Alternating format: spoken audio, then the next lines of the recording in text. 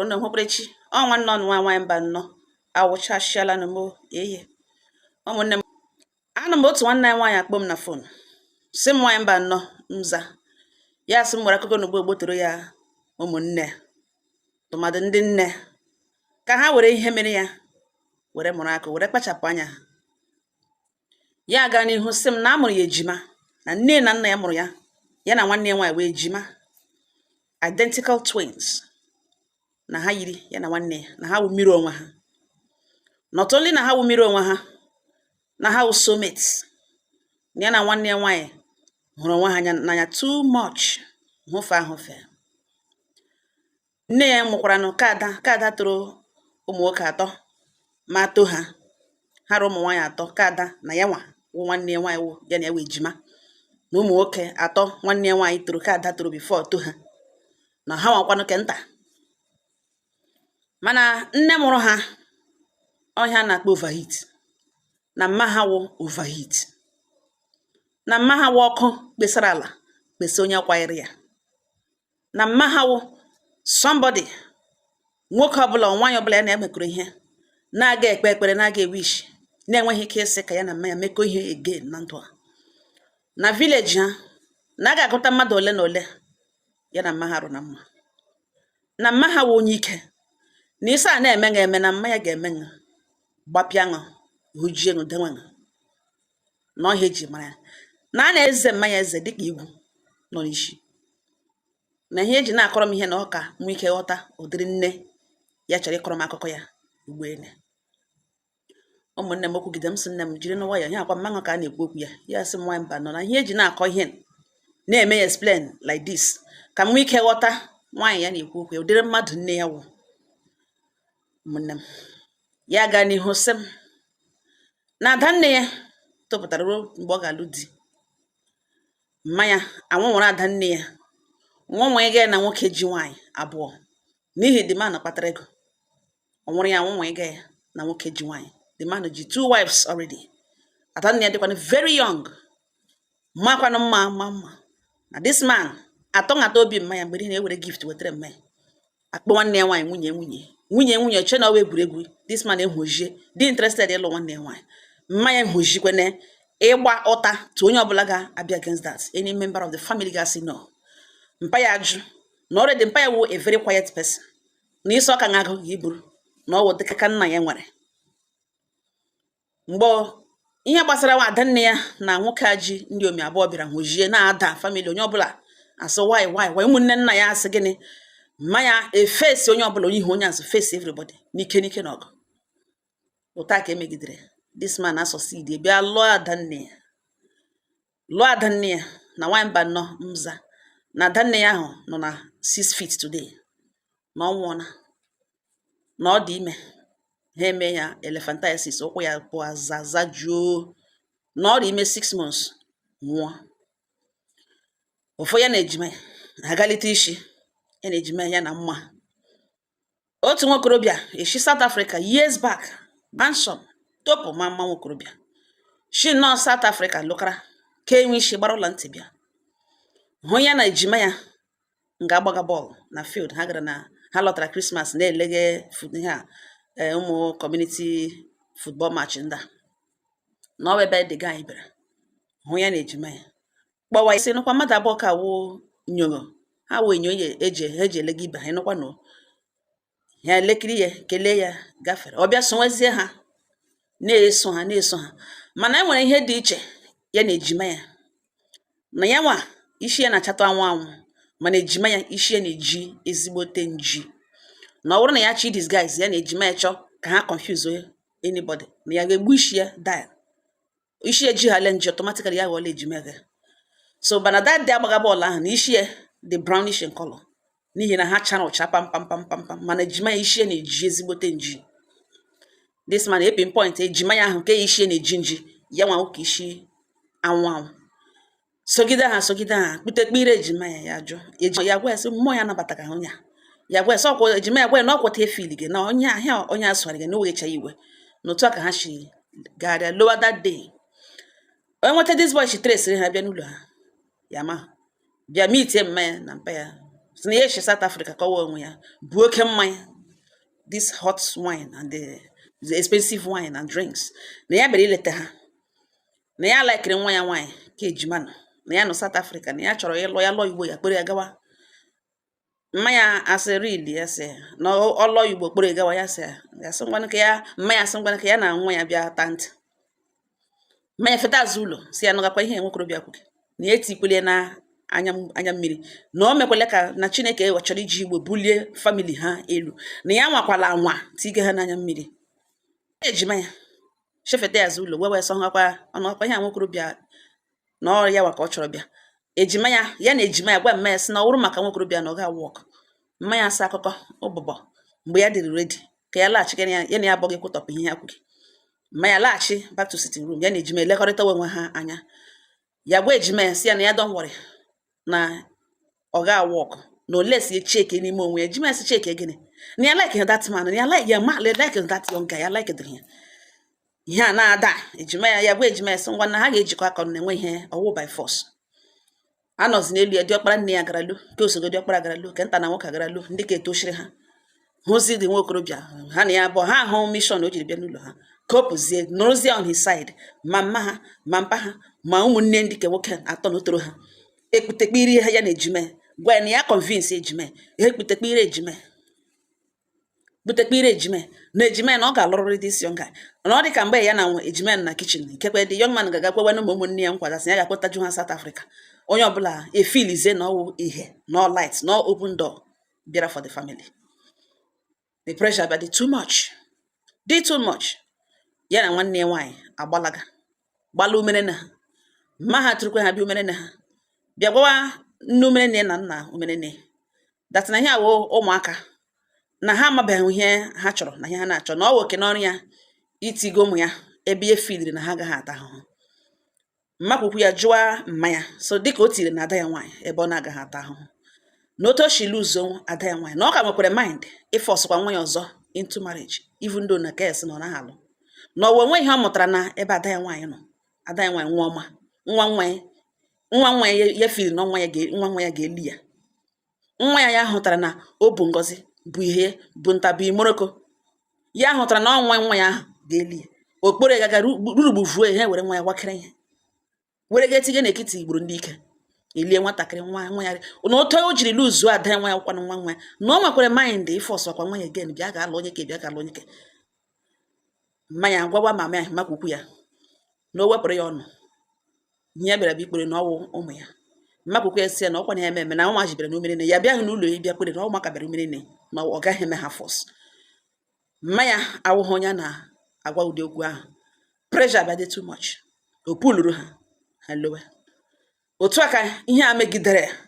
a na-agbagharị, otu aka mmanya chụgbugidere ejima ya gwa ya sị ya na ya don't worry na ebe ọ dịla ka ọ ga-adị na ya chọọ ka ọ bịa soro because a na-ekwu ọ na-ahụta ya na ọ ya nwa convince ga-esi ekwekwere. Mmanya mechasị emeghe anya ọfụ na ejima ya na ga ịlụta ezigbo di fesie ya mmanya fesie ya nwa enweghị ihe n'ọgwa ya enweghị ihe n'ome ya because of agwa ọjọọ na ike na akpọ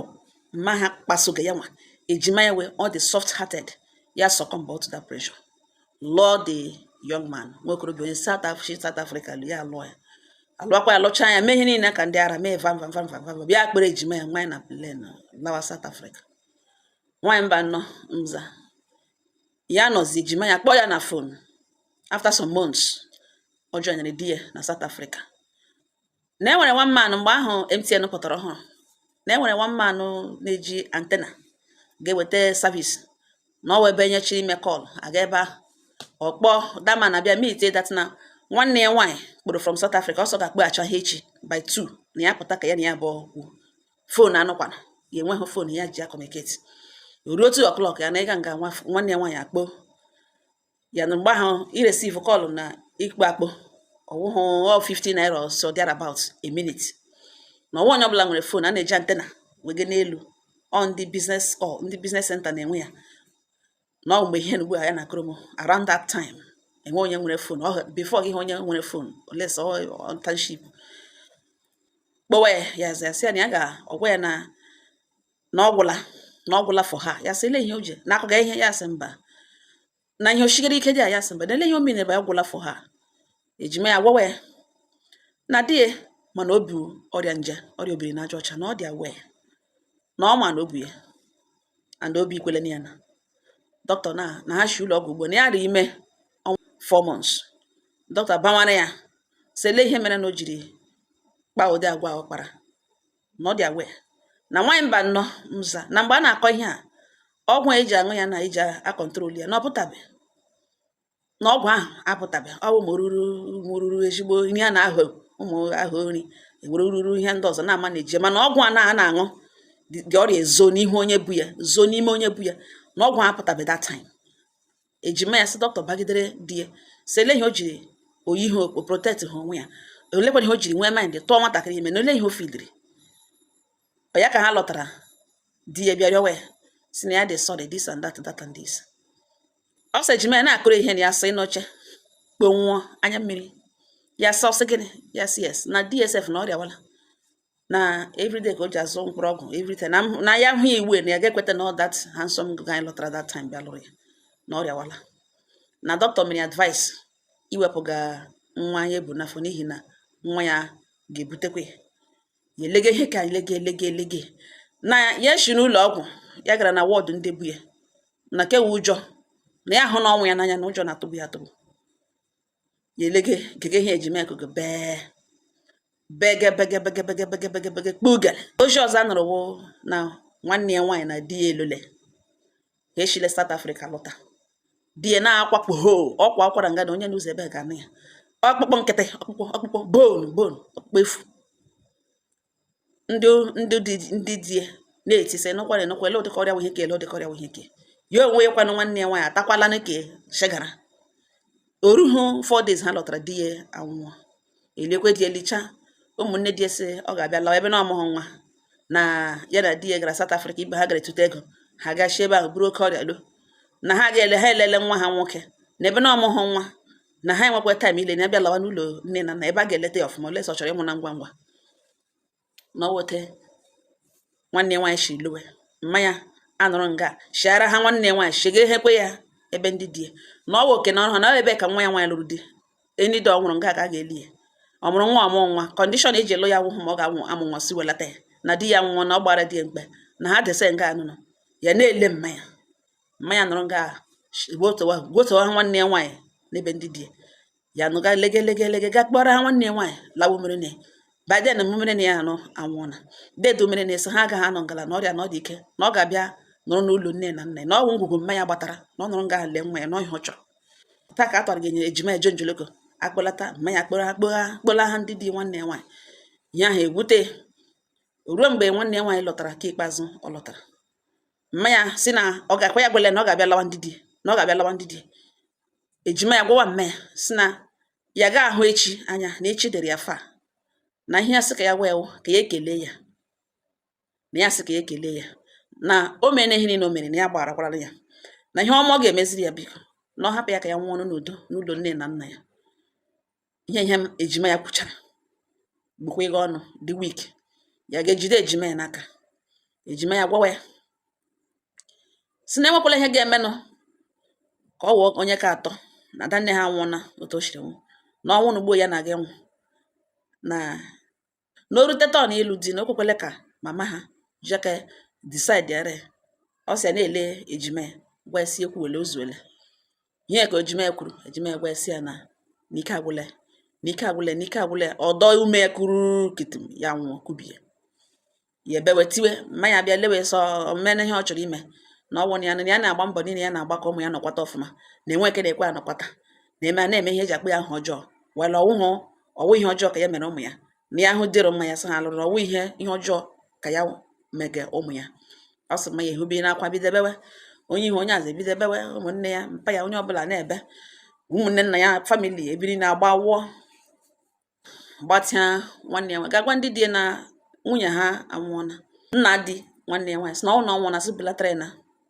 ka ya elie ya na nwaanyị nwa ya lụrụ kwa ụgwọ isi ya na-ewelaghị ya bifọ nwụrụ ya ma omenala sụbelatara ya na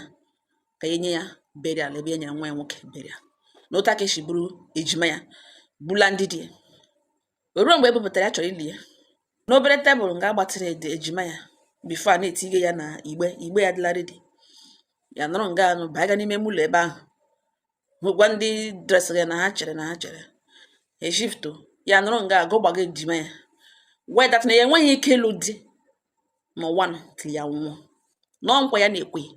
na ya enweghị ike ịlụ di, na ebe awa alụmdi riri isi ya na ya nwa na-ekwe ya nkwa na ya agaghị alụ di, na ya agaghị alụ di till ya nwụọ. Nga ka ya nọ kwucha ihe kizie peke ejima ya na kpetekpe ihu ya were silie nkwa ya kwere. Ndị dresịrị ejima etiwe sị nwa emekwela ihe na-aga eme ashịalikwa again ma ọ na-eli this lady na gwa ya ga-eji ekwu taa na no na ọ dị broken, na ọ dị ma ya kwuchi amapụ eji ndị ahụ esoro ya mapụta eji kwue gwawazie kwuo lekwe ihe ya mere, lekwe ihe nwa batara bịa mee ugbu, lekwe ihe o kwuru, lekwe ihe o gwara ejima ya.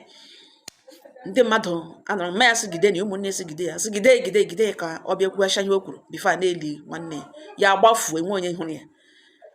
Ili adịla na redio aga anọrọ sị echeghe eruo ihe ya na ha agala ebe 4 o'clock ya gbara ọsọ dị egwu enwe onye ga-akọta mkpọrọ ebe ya gbara ga agaghị adịwa n'ozu ejima ya sa ga elie na ntịrị gide eburu ejima ya ga elie na nwamba nọ n'otu esi nọgide ruo ugbu a na di ya zogidere ike, di ya na-adịzikwa hụ mma ahụ efedela mkpana imoro ka efede na mmanya kwa na-adịla weak na ọ dị very down. Ụmụnne niile ha niile n'ebe ya nọ ya mege biznes ya na ya azụ ọlala n'ụlọ ga-emere obere nwa adopt nwa nwaanyị na nwa ahụ na nọ 6 years de nwere onwe na enweghị ihe gbasara ya gbasa di ya alụghị di till today ya alụghị di na enwere one man ya na ya bond na relationship na ha nọtela aka na relationship. The man ma the history ya kọrọ everything. Every time ka the man na-asị ya na ya gaa n'ili nwanne nwaanyị ga-ebesịrị ya akwa na a ga-ewerere ihe a ga-eme were mee asha gwa the man ya agaghị emeli ya na enweghị mind ime ya na ya agaghị eme na nkwa ya kwere the last nkwa ya kwere nwanne ya gakwana aga nga ụbọchị ebe eliri ha nye ihe ya gawa n'ili nwanne ya beta ya ga-emeli that thing na ya dị comfortable ya dị happy otu na ya the man ekwechirikwe ha hụrụ nwa ha n'anya mana ọ ihe n'ugbo ene mere enwe ihe dịka marriage, enwe ihe dịka alụmdi na nwunye na ndụ ya na nwamba anọ mza na nwere akụkọ n'ugbo toro ya ụmụnne n'ọnọdụ edere ihe mere ya lekiridele ihe nne mere ha lekwekwenụ ihe eji obi nwata na iwe na mgbawa obi na ejima ya na ọ half of her na ha na-think alike na ihe ọ bụ ihe na-agụ ejima ya na automatically ihe bụ ihe na-agụ ya mgbe ụfọdụ ajụ ejima ya sele ihe ọ na-eri onye ọsọ ọ na-eri ihe na-agụ ya na ha dị identical na ha dị connected spiritually and physically na mmanya abịa tibie ha wite ọchịchọ nwoke ọchịchọ nwere ebe nwoke South Africa gbapụrụ ntị ejima ya wụrụzie onye ejiri gaa mere mgbere aja gba ya jọg na bigo ya ọrịa n'oshi n'ime ya pụta ugbu a na nga ọ na-akwụkwa nụ ugbu a na mkpụrụ ọgwụ ya pụtarala akwa ejima ya na-esurvive nọrọnụ mana mgbe ihe ya mere mgbe ahụ ọgwụ ahụ pụtara onye bute ya nwụọ dịka skeleton na ọ weta ejima ya chiri nwụọ nwoke obi nwoke kwene ya nwa obi na mgberede akụrụ gbotere ya ndị nne na ndị nna na ya abịaghị bịa dụnwa anybody ọdụ kama nke onye na-eme ya kpachapụ anya na otu nne mụrụ mana ọ bụghị otu chikere onye na-chi onye na-akara aka ya. Ụmụnne m onye m ọnụ nsọ nwoke nyere m ọnụ ọwashi nye m ọnụ iwu onye nne nọ ngala ịnụ na ihe nwanne nwaanyị kwuru biko ọwụ nwa ị nwere nwa nwaanyị nwaanyị gị na-edoge mana mara amara na ọ nwere ụfọdụ marriage were mistake ọ na-abịa with setback. Ị nwere onye nne nọ ngala nwaanyị gị na-edoga nwa mana leba anya ka ịhụ ihe ị kwesịrị ịhụ wepụta anya n'ego ọ ga-efe ile na nwa na ọwụ mgbere aja trade by barter ji beṅom obele ṅom ji gbajie ọ gbajiele anaghị akwa ya akwa. Nwa dị ka investment gị mejie nwa ọfụma ya nọkwata ọfụma your retirement plan dị secured ma ọ na-eme kasị ọgbọ gị ị ga-akakasa nka. That's just the truth because ihe ikwe amụgaghị in the first place ka ịhụ onye ga-elekọta gị mgbe ị kara nka mgbe ị gbadara mgbe ike gwụrụ ụkwụ n'aka mgbe ka ị ga-ama uru nọ na nwa gị ikpe aka nga agwa ọjọọ mmejụsa ya oyi mmejụsa oyi ahụ imejụsaga nwa mgbakasa ahụ ịgbakasaga nwa site n'ọkụ ọchịchọ site n'ime wa ya mkpụrụ obi site n'ime nwa ya na-ajụsị ya ọwụ nne ya ka ọwụ atịtara ọwụ na imejụsa nwa oyi n'ụdị ya mara na ọwụ nka na oge nka imejụsaga oyi n'ihi na mgbe aka ihe a niile na bounce back ụfọdụ anaghị abịakete ụfọdụ na-ele nne ha dịka nne ha siri le ha, dịka the amount of joy ha nwere n'ime ndụ ha as nne, time ha spent with their mothers, joy ya ha nwere, ọ ya ka ha ji ele nne mụrụ ha. Jisie ike mee nwa ṅụ ka ọ wụrụ nwa ṅụ. Emene nwa ṅụ ya ahụta ṅụ na ijọs chi sel ya off, na ijọs chi were ya gaa mara akwa, were ya eriri ihe gụrụ ṅụ, tega ihe ịmawo ezoṅụ ukwu akwa n'ihu gị nara, ezoṅụ gold n'ihu gị nara, akpaṅụ ego n'ihu gị nara. Ị chọghị ịma ihe nwa ṅụ gabigaga, ị naghị ele gafee ihe nne kwesịrị ịhụ, naanị ihe ị na-ahụ ego ego ego. Ọkwa your retirement plan, oge nka ṅụ, ọkwa ya ka ị na-agbakasa, taịm ahụ ruo ka ị ga-aghọta ihe a na-ekwu. Ụmụnne m, ọhịa ọsụ mgbotoro ụnụ ngalana abịakwa nna ka nwoke si ya chọrọ ịlụ ya, nwoke ya na ya bụ omega ihe, enwekwa ihe unu ga-agwa ya, unu agwata ya, because that side na nkwa ekwere onye nwụrụ anwụ bifo ata ya n'ala. Achọrọ m ịbịa bịa gbawa olu ebe ahụ. Enwe ihe unu ga-agwa ya, unu agwa ya. Ọ ngọ ha nụ m n'ọnụ. Udo dịrị ọnụ.